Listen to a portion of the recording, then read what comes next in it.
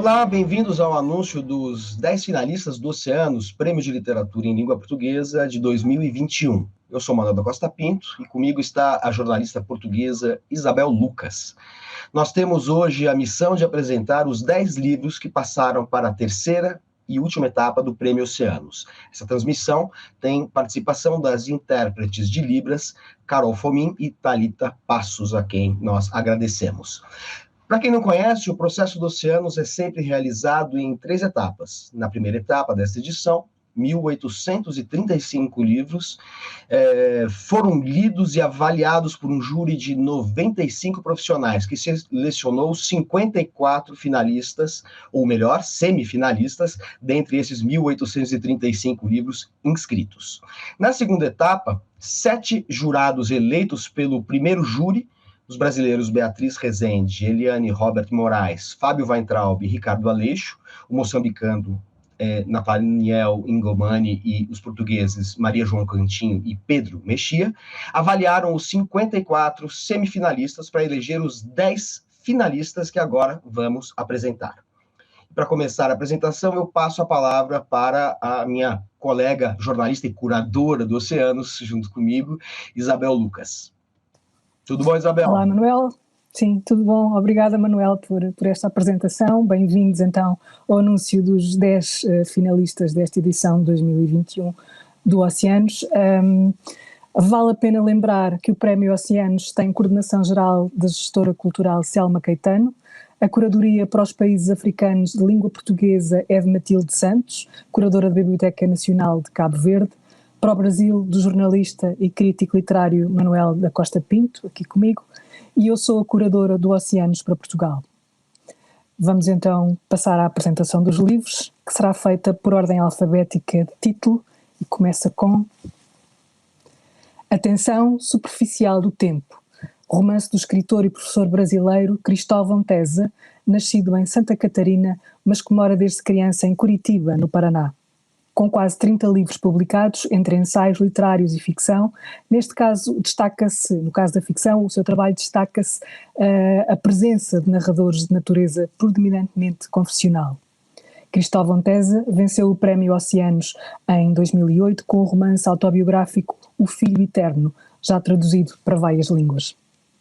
Vamos ouvir agora uma análise de A Tensão Superficial do Tempo, publicado pela editora Todavia, na voz do próprio autor. O relato básico de A Tensão Superficial do Tempo era uma ideia que eu já vinha alimentando na cabeça há alguns anos. Um tímido professor de química, um pirata caseiro de internet que baixa filmes para a mãe viúva, vive um profundo fracasso amoroso. Esse é o eixo do livro. Como linguagem, o romance amadurece alguns recursos de representação do instante presente. O livro todo se passa praticamente em meia hora, com vai e vem da história da vida dele, né? Uma certa simultaneidade de sensações da vida concreta que já era uma marca no estilo dos meus livros anteriores, como A Tirania do Amor, O Professor, A Tradutora. Como sempre acontece comigo, a intuição foi me levando, refazendo e transformando esse projeto inicial. E, em outro sentido, A Tensão foi um romance escrito em tempo real, por assim dizer. O impacto violento da polarização política brasileira a partir das últimas eleições acabou por invadir a narração como um pano de fundo inescapável, mesmo para uma figura tipicamente apolítica como o meu personagem, né, o discreto professor Cândido. O próximo finalista do Oceanos 2021 é Fé no Inferno, que é o 12º romance do escritor paulistano Santiago Nazarian, um livro publicado pela Companhia das Letras, e que aborda um tema histórico e controvertido, né? O genocídio armênio, que aconteceu durante a Primeira Guerra Mundial. Quer dizer, é um caso histórico, a partir do qual o Santiago Nazarian explora paralelos possíveis no Brasil contemporâneo. Então a gente tem um genocídio histórico e os genocídios que pairam sobre a realidade brasileira contemporânea. Vale lembrar aqui também que no aniversário, no centenário do genocídio, em 2015, o Nazarian viajou para a Armênia, e a partir dessa viagem, dessa experiência, ele mergulhou numa pesquisa bastante ampla das raízes armênias, que são também as suas raízes, né? Nazarian é um sobrenome de origem armênia. e a obra se passa em dois tempos, justamente, 1915, que é o momento em que acontece o genocídio, e 2017, o tempo presente da trama. Então, nós temos dois temas atuais, nos quais se combinam aspectos como intolerância religiosa, perseguição de minorias, estabelecendo aí um nexo, uma continuidade entre momentos históricos.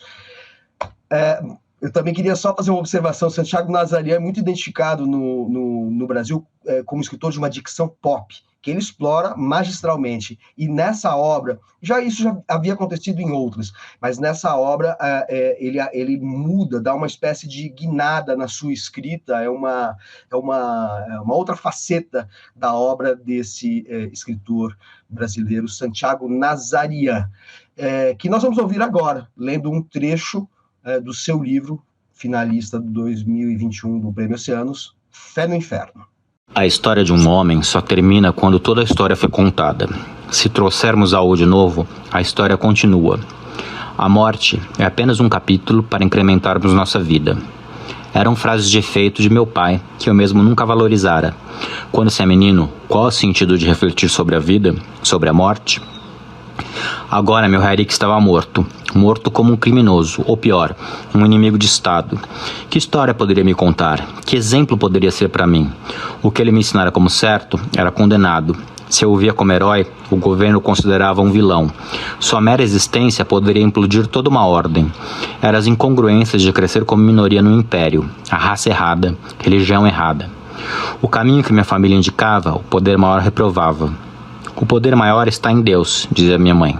Bem, para mim, parecia que o poder estava com os turcos. Isabel, então agora é com você para o próximo finalista. E falávamos de inferno, não é?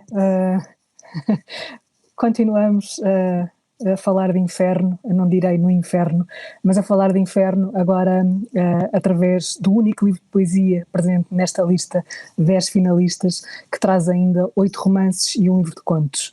Foi publicado em Portugal pela editora Assírio e Alvim e é a estreia na poesia de Pedro Eiras, um português nascido no Porto em 1975, que tem uma carreira literária onde se encontram também a ficção, o ensaio e o teatro.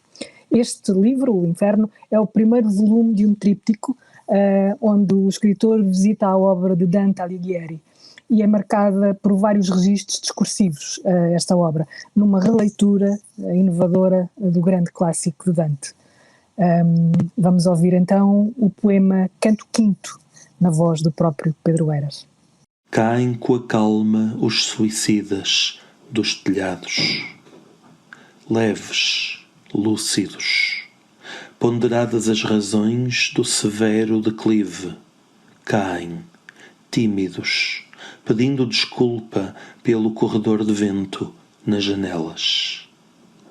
Pacientes recapitulam os argumentos da morte, as letras miúdas no seguro de vida, uma palavra traída, esta dor sem concerto num corpo descontinuado. Morte em câmara lenta, suspensa em fio de teia. Eles pensam este fastio de respirar, o currículo do sangue, a vida em déjà vu. Ou, como diz o outro, jejuo porque nunca encontrei nada que gostasse de comer, assim ou parecido.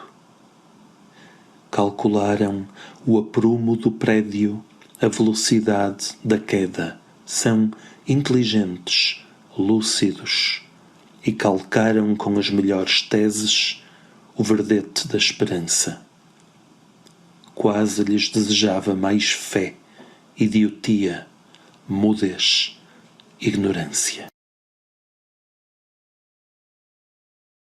E agora, se não estou enganada nas contas, Manuel, vais apresentar o quarto finalista. É isso aí, Isabel. Então, depois dos dois infernos, né? O Fé no Inferno, do Santiago Nazarian, e do Inferno, do Pedro Eiras, vamos ao próximo finalista do Oceanos 2021, que é o 8º romance da tradutora, editora e escritora goiana Maria José Silveira, o romance Maria Altamira. Esse romance foi publicado pela editora brasileira Instante, é baseado em fatos reais, se trata de uma das pautas mais urgentes do Brasil atual, a luta dos povos indígenas pela sobrevivência. A Maria José Silveira é uma ativista política há muito tempo, ela foi exilada do Peru nos anos 80, depois de um período de clandestinidade, quando foi perseguida pela ditadura militar, voltou ao Brasil para fundar uma editora, a Marco Zero, e daí se consagrou como uma das escritoras de referência na literatura brasileira, e que abordou muitas vezes o período da ditadura, do regime de exceção que nós vivemos no Brasil, de 64 a 85, né? Bom, nesse livro, Maria Altamira, a Zezé, como a Maria José Silveira é conhecida no meio cultural brasileiro, no meio editorial, tratada carinhosamente, eu falo sempre Maria José Silveira, não tenho intimidade com ela. Então, para todos os efeitos, a Maria José Silveira, Zezé para os íntimos, ela deixa personagens indígenas e ribeirinhos falarem para denunciar a devastação humana e ambiental que a usina hidrelétrica de Belo Monte provocou na cidade de Altamira, às margens do rio Xingu.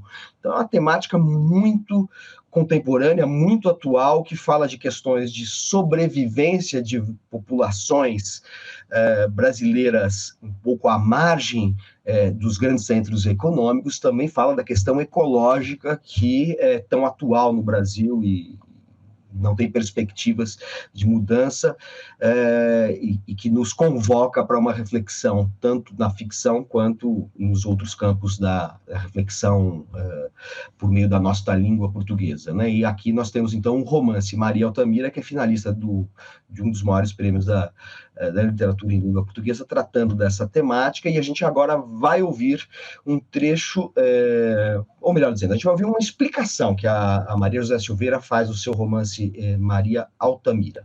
Vamos a ela. Esse meu romance conta a história de uma mãe e sua filha que sofrem em épocas e geografias diferentes. A mãe, uma catástrofe criada pela natureza, a filha, uma catástrofe provocada pelo homem. A mãe, a Lili, é uma indígena quechua que sobrevive à avalanche que soterrou completamente sua cidade no Peru, e nela perde toda a sua família, inclusive sua primeira filha. Devastada, torna-se uma andarilha em uma jornada por países da América do Sul, chegando por fim ao Brasil, onde conhece Manuel Juruna, da aldeia de Volta Grande, no rio Xingu, no estado do Pará. Fica grávida de sua segunda filha e, por razões que conheceremos no livro, a abandona recém-nascida com a mulher que a ajudou no parto. Esse bebê é Maria Altamira, que cresce ouvindo falar da barragem de Belo Monte e vivendo a luta dos indígenas e ribeirinhos contra o projeto da usina hidrelétrica no rio Xingu.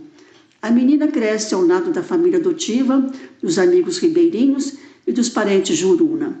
A adulta vive as contradições e conflitos gerados pela construção da usina na cidade que se tornou uma das mais violentas do país. Assim, através dessas protagonistas e demais personagens que sofrem a destruição violenta de seu modo de vida, o romance lida com temas como a situação indígena, a sua luta, a força das raízes e do acaso, o que é o bem, o que é o mal, quem sou eu, o que faço de minha vida. Eu vou continuar fazendo a apresentação, porque o próximo finalista do Oceanos 2021 é uma estreia, não na literatura, mas na ficção, de um poeta brasileiro, o Edmilson de Almeida Pereira, que entra como finalista na categoria romance, ou seja, inscreveu seu livro na categoria romance e entrou junto com outros gêneros nesta lista de finalistas. Então, a brincadeira ele é um estreante no romance, mas não é um estreante na literatura, já é um poeta muito reconhecido no Brasil, Edmilson de Almeida Pereira. Aliás, é uma estreia impressionante, porque ele foi semifinalista do Oceanos 2021 com 2 livros. O que entrou como finalista é o romance O Ausente, que foi publicado pela editora brasileira Relicário, e é o primeiro volume da trilogia Náusea. O segundo volume dessa trilogia, Um Corpo à Deriva, também foi semifinalista dessa edição do Oceanos. Então, o Edmilson, poeta já reconhecido, estreia na ficção com uma trilogia cujos 2 primeiros volumes se tornam semifinalistas do Oceanos 2021, e um deles, o primeiro, o romance Ausente, se torna finalista desta edição do prêmio.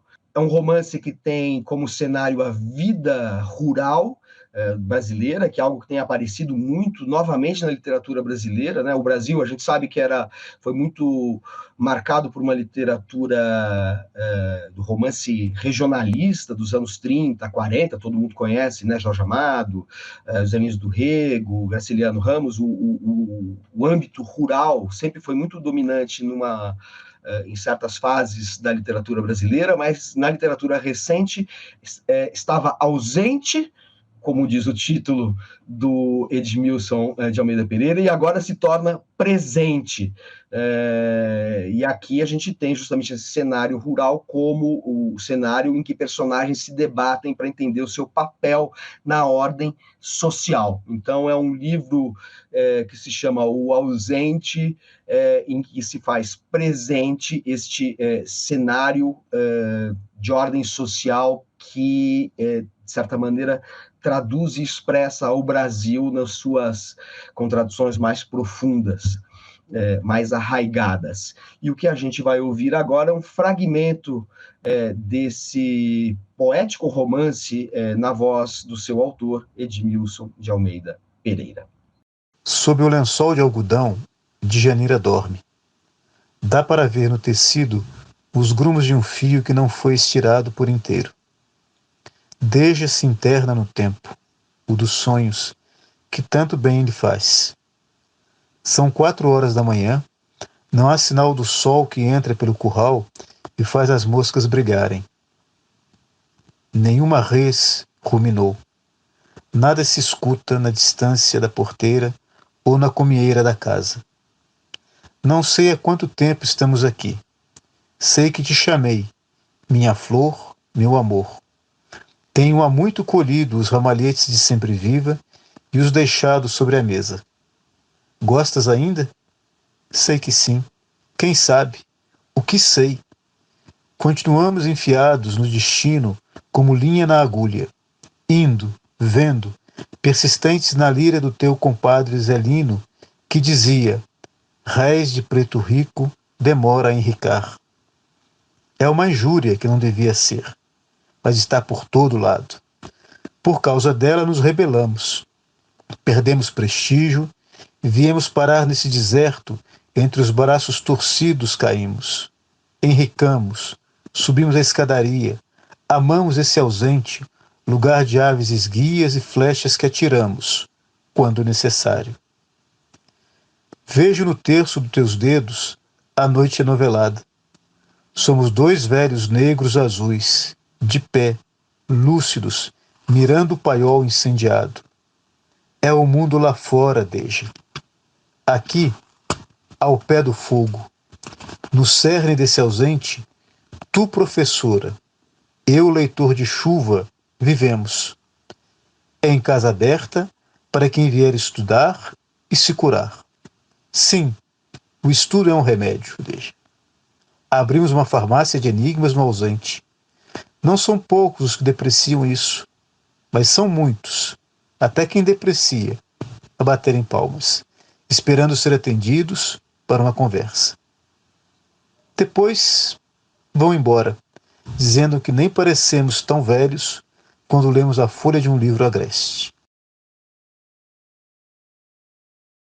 Bom, a palavra continua comigo, porque eu que vou anunciar o próximo finalista do Oceanos 2021, que é o romance O Avesso da Pele, que é um romance que foi publicado por 2 editoras, uma do Brasil e outra de Portugal, a Companhia das Letras no Brasil e a Companhia das Letras Portugal. Então, é um dos livros desta edição do prêmio que tem publicação no mesmo ano em 2 países diferentes de língua portuguesa. E O Avesso da Pele é um romance do escritor Jefferson Tenório, um escritor nascido no Rio de Janeiro, mas que está radicado em Porto Alegre, e que trata, neste romance muito forte, das violências sofridas por homens negros num país marcado pelo racismo, aquele racismo que nós hoje descrevemos normalmente como um racismo estrutural, ou seja, que está na base da sociedade brasileira. Eu não vou me estender muito na apresentação do Avesso da Pele, que é um romance que vale dizer só que resgata a partir de experiências pessoais, algo que é exemplar da questão do homem negro no Brasil, porque o próprio Jefferson Tenório gravou para a gente uma explicação muito interessante do livro, que a gente vai ouvir em seguida. Mas vale lembrar, vale ressaltar aqui que o livro ele repensa e questiona o estereótipo do homem negro como alguém sem instrução, sem cultura e sem condições financeiras, que é algo que é muito consagrado no Brasil, né? Associa-se principalmente os negros como excluídos de todos os estratos sociais mais privilegiados. E, no entanto, não só isso não é verdade, como tampouco é verdade que quem consegue ascender socialmente está a salvo das violências. O romance do Jefferson Tenório mostra justamente isso, que negros que conseguem se integrar à sociedade vencendo a exclusão e o preconceito, mesmo assim continuam sofrendo violências. Vamos ouvir então um depoimento do Jefferson Tenório sobre o romance finalista do Oceanos 2021, O Avesso da Pele.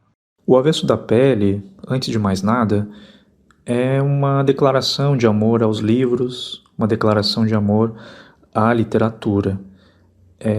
Nesse romance eu apresento o Pedro, que é um personagem de 22 anos, ele é estudante de arquitetura, pertencente a uma classe média, e é um rapaz negro que vai narrar a história, a trajetória, né, do pai que foi brutalmente assassinado depois de uma abordagem policial. Então, eu considero O Avesso da Pele como a ponta de um fio condutor de temas que eu já venho trabalhando nos meus primeiros romances, né? Então, no Beijo na Parede, o meu primeiro romance, eu tenho um personagem, o João, ele tem 11 anos, é um menino negro e que vai narrando aí as suas tragédias, né, da infância. Depois eu chego no segundo romance, no Estela Sem Deus, com uma narradora menina de 16 anos, negra, e que também vai tendo uma construção, uma consciência racial, política, através então das suas reflexões. Então eu posso dizer que o Avesso da Pele, ele, além de tratar das questões raciais, ele também vai abordar as relações entre pais e filhos, vai fazer uma crítica também à psicanálise, vai lançar um olhar também bastante reflexivo sobre a educação no Brasil, né, a precariedade da educação no Brasil. Mas o que eu queria me afastar, na verdade, com a construção desses personagens, era daquele estereótipo do homem negro, violento, causador de traumas, né?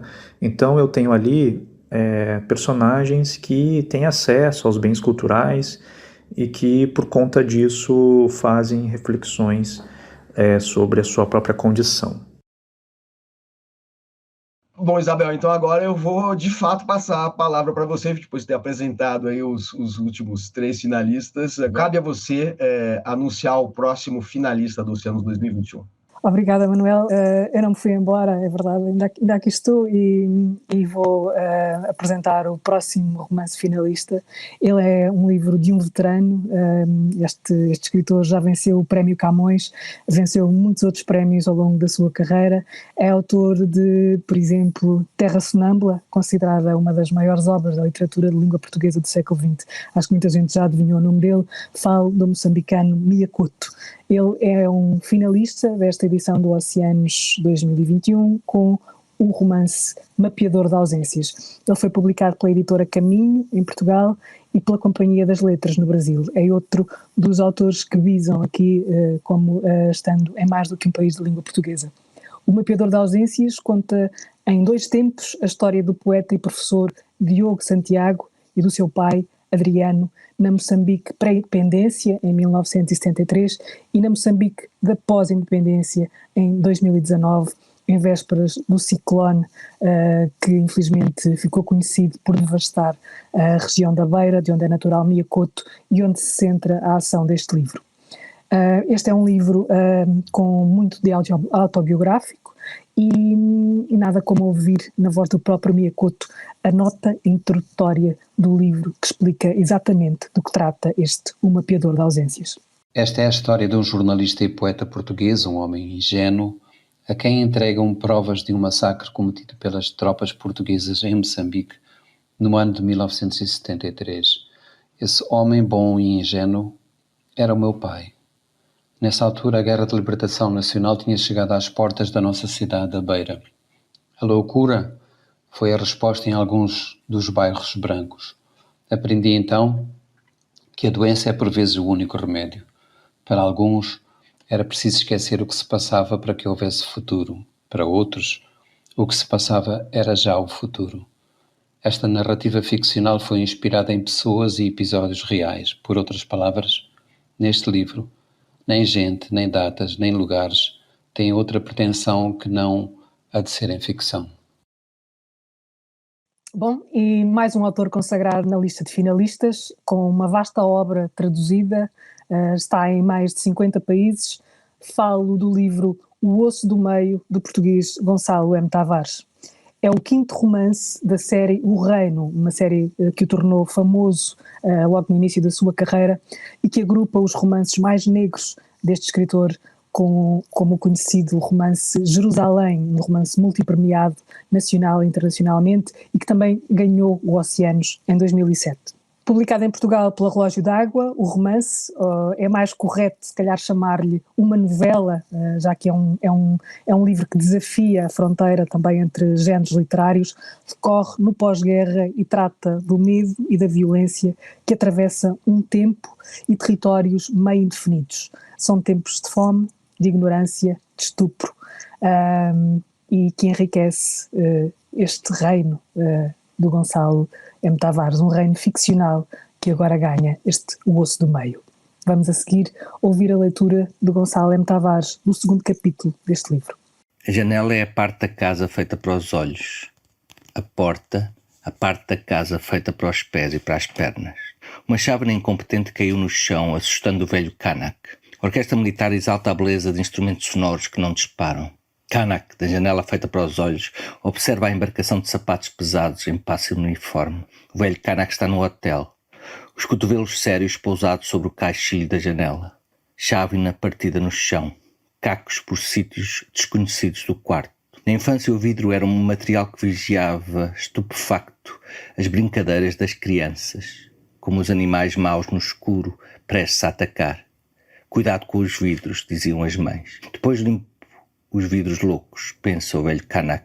Agora estou a ouvir o exército que canta. E cantavam. Chove sobre edifícios públicos. Uma rapariga, talvez 17 anos, loira, cocheia. Kanak troça em privado, mas mantém o ar sério, respeitoso. A rapariga passa, Kanak sorri. Os soldados de músculos otimistas, concentrados no dó-ré-mi, invadidos por esgares no rosto, que lembram artistas incivilizados, atentos exclusivamente ao seu interior, esquecidos do mundo, como desmemoriados ou assassinos.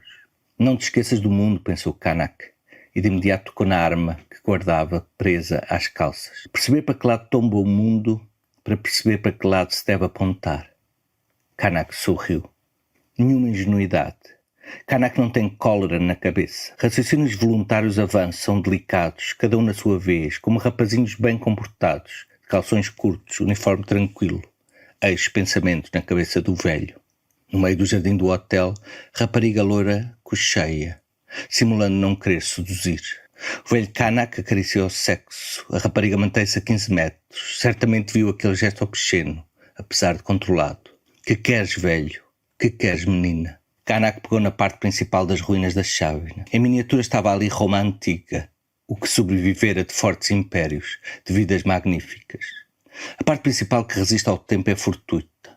Um erro pode deixar vivo o mesquinho e enterrar aquilo que um momento antes dava ordens. O que restava agora da chávena tinha um formato imprevisível há um minuto. Alterações guerreiras da matéria espantavam-no o suficiente para chegar a franzir a testa e assim ficar durante segundos, sobressaltado. Porém, Kanak não se cansava, respondendo aos golpes do mundo sobre a sua vida ou sobre os objetos que o rodeavam. Chávena para o lixo e terminou. Nem olhou para os vidros minúsculos no chão, não queria dar atenção aos seus pés, apenas aos seus olhos. De novo, dirigiu-se à janela. A rapariga entrou no quarto, loira, cocheando menos, porque no quarto de hotel há menos espaço do que no resto do mundo. Anda-se menos, cocheia-se menos. Rapariga loira, que idade terá? 18? Manuel, é a tua vez. Lá vou eu, então. Bom, como vocês já perceberam, nós temos até agora da lista de finalistas 5 brasileiros, 2 portugueses, 1 moçambicano, e agora nós apresentamos o primeiro autor de Timor-Leste a compor a lista de finalistas durante toda a história do oceano. Estou falando de Luiz Cardoso, autor de O Plantador de Abóboras. O Luiz Cardoso nasceu no interior do Timor e vive hoje em dia em Portugal. Diplomata e porta-voz da resistência timorense, ele já foi traduzido em várias línguas e escreveu O Plantador de Abóboras para nos fazer olhar novamente para a terra, no seu sentido mais literal e também simbólico, alegórico. O livro foi publicado em Portugal pela editora Abismo, e agora a gente vai ouvir um trecho do início do romance na voz do seu autor, o Luiz Cardoso, o timorense Luiz Cardoso, que representa seu país pela primeira vez, né, no Prêmio Oceanos, ou para ser mais preciso, pela primeira vez um romance de um escritor de Timor-Leste entra na lista de finalistas do Oceanos. Então é a primeira vez que Timor-Leste está representado na fase final do Prêmio Oceanos, que, como se sabe, abrange toda a produção em língua portuguesa. Vamos então escutar o início do romance O Plantador de Abóboras na voz de Luiz Cardoso. Mãos. Não tenho memória das tuas mãos. Não sei quem sejas, não sei de onde vens, não sei quem eras antes de entrar nesta casa para me dizeres que gostarias de plantar abóboras. Semeiam-se abóboras, deitam-se sementes à terra e que elas não são plantas. E Manutim chove todo o ano, tanto que até chove dentro de mim. Vivemos debaixo de um chuveiro, e esta permanente neblina que nos cobre como se fosse uma luma. Plantamos durante o ano inteiro plantas, pedras, animais, casas e pessoas, também abóboras.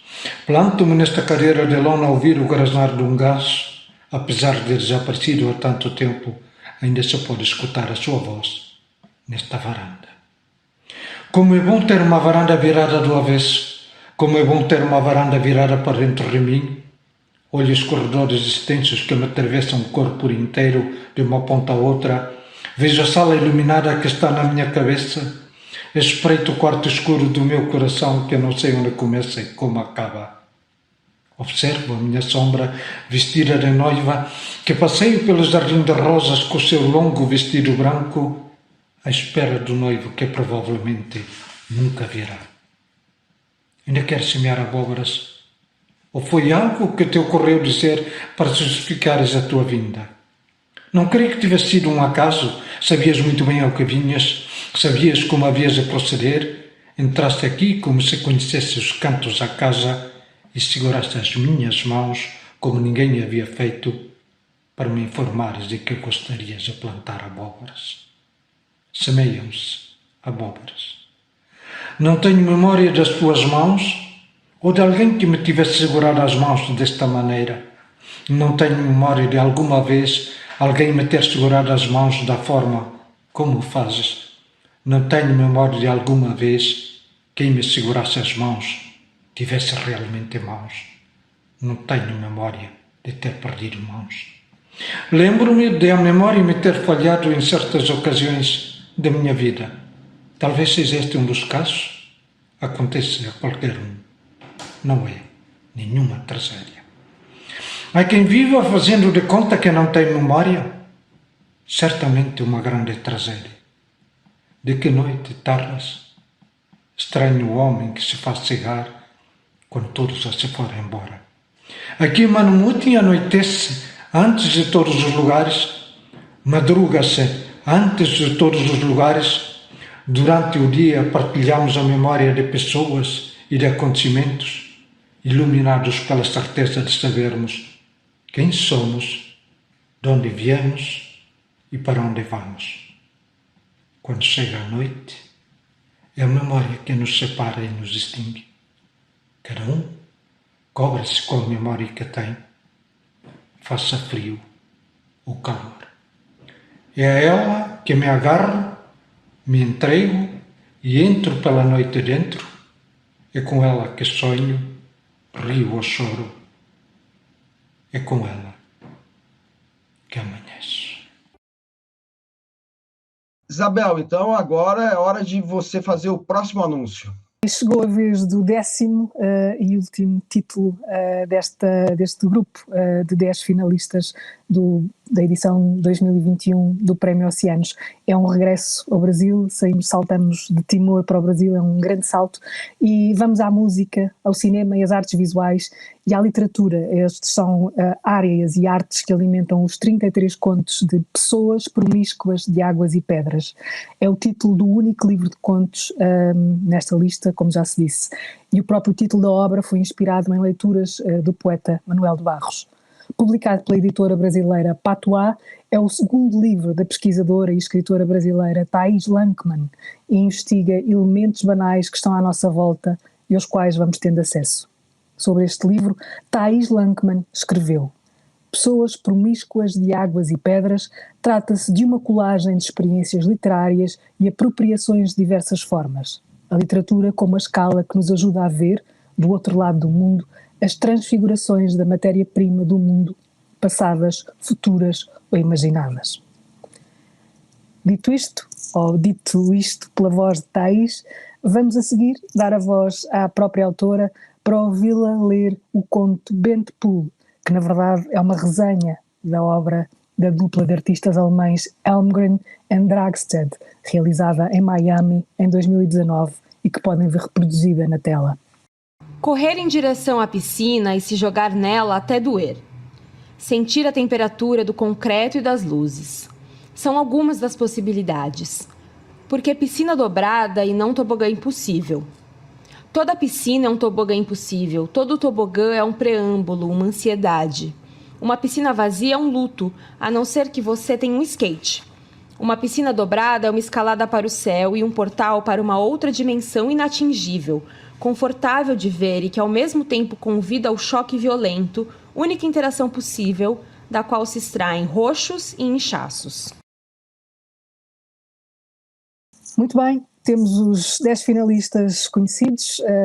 Esta lista de 2021 está agora aqui para vocês poderem ler, discordar, opinar, é pública, e terminamos aqui. No ecrã podem ver a relação dos livros.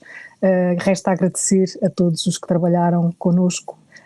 Obrigado aos editores, obrigado aos autores, obrigado aos jurados e aos nossos parceiros. Manuel. Obrigado, Isabel. Espero que todos tenham gostado do resultado e agora a gente vai aguardar o mês de dezembro para conhecer os 3 vencedores do Prêmio Oceanos a serem escolhidos entre estes 10 finalistas. Para finalizar o nosso anúncio aqui, este vídeo de anúncio dos finalistas do Oceanos 2021, é importante dizer, ressaltar e relembrar que o Prêmio Oceanos é realizado via Lei de Incentivo à Cultura pela Secretaria Especial da Cultura do Ministério do Turismo, conta com patrocínio do Banco Itaú, do Instituto Cultural Vale e da Direção-Geral do Livro, dos Arquivos e das Bibliotecas da República Portuguesa.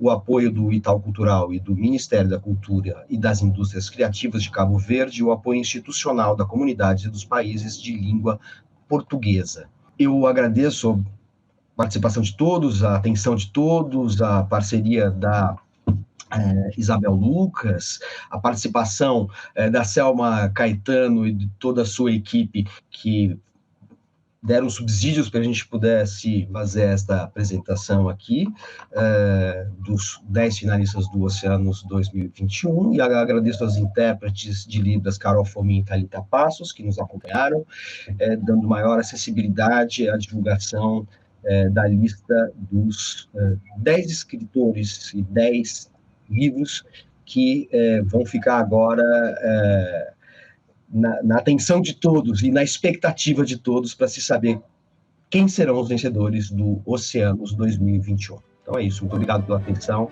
e até dezembro.